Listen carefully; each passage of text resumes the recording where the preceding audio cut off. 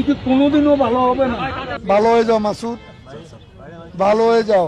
এই ডায়লগগুলো হয়তো আর শোনা হবে না, কারণ এসব ডায়লগের স্রষ্টা ছিলেন ওবায়দুল কাদের।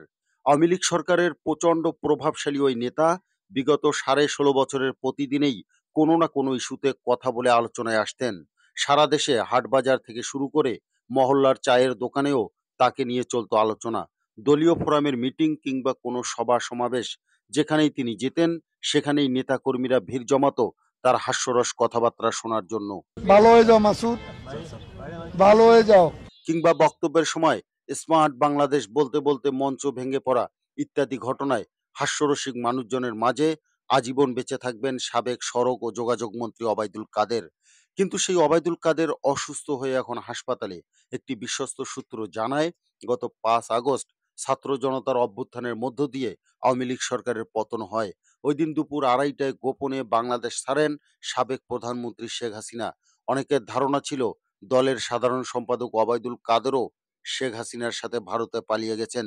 কিন্তু পরে জানা গেছে ওবায়দুল কাদের ভারতে পালাননি। 4 আগস্ট রাতে দেশের পরিস্থিতি বুঝতে পেরে গা ঢাকা দিয়েছিলেন। দীর্ঘ 3 মাস তাকে কোথাও দেখা যায়নি। অত্যন্ত গোপনে সবার নজর ফাঁকি দিয়ে বর্ডার ক্রস করে এখন তিনি ভারতে। অথচ ক্ষমতার দাপটে তিনি বক্তব্যে বলতেন, পালাবো না, পালাবো কোথায়? পালিয়ে যাব ফখরুল সাহেবের বাসায়, তার গ্রামের বাড়ি ঠাকুরগাঁয়ের বাসায়। কিন্তু ভাগ্যের কি নির্মম পরিহাস, ওই বক্তব্যের কয়েক মাসের মধ্যে পালাতে বাধ্য হলেন ওবায়দুল কাদের। কিন্তু না, তিনি ফখরুল সাহেবের বাসায় লুকাননি। তিনি অজ্ঞাত স্থানে লুকিয়ে থেকে সুযোগ বুঝে ভারতে পালিয়ে যান।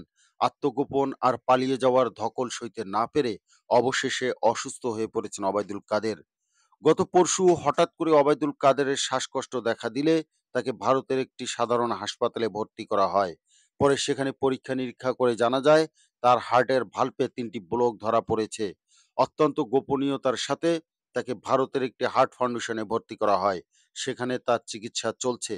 ভারতীয় হার্ট স্পেশালিস্ট ডাক্তার ধরণীকান্ত সেন বলেছেন, ওবায়দুল কাদের নামে যে পেশেন্ট আমার ট্রিটমেন্টে রয়েছেন তিনি বাংলাদেশের একজন সাবেক মন্ত্রী। তার হার্টের ভালভে 3টি ব্লক ধরা পড়েছে। এখানে চিকিৎসা করালে সময় লাগবে। এই জন্য আমরা তাকে লন্ডনের রানী এলিজাবেথ হসপিটালে পাঠানোর জন্য বলেছি।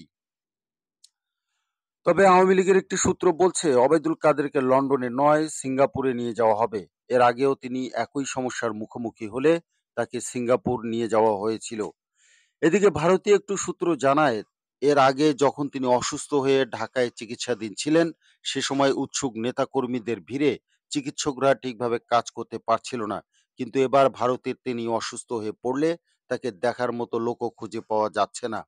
2016 সালে আওয়ামী লীগের 20তম জাতীয় সম্মেলনে তিনি দলটির সাধারণ সম্পাদক নির্বাচিত হয়েছিলেন।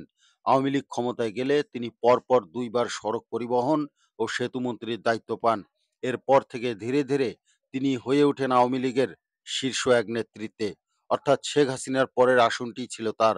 বলা হয়ে থাকে, মুক্তিযোদ্ধাদের নাতিপুতিকে চাকরি দেওয়া প্রসঙ্গে শেখ হাসিনার বক্তব্য আর সাধারণ ছাত্রছাত্রীর আন্দোলনকে রাজপথে মোকাবিলা করতে ছাত্রলীগকে লেলিয়ে দেওয়া প্রসঙ্গে ওবায়দুল কাদেরের বক্তব্য ছাত্র জনতার জুলাই আগস্ট অভ্যুত্থানকে উস্কে দিয়েছে।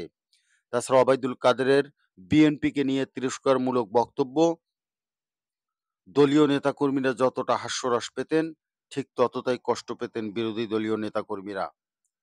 কথায় আছে, এক মাঘে শীত যায় না, তার বাস্তব প্রতিফলন ওবায়দুল কাদেরের বক্তব্যে। বিএনপি নেত্রী মৃত্যু পথযাত্রী হওয়ার পরেও রাজনৈতিক হয়রানি করে তাকে দেশের বাইরে চিকিৎসা করতে দেওয়া হয়নি।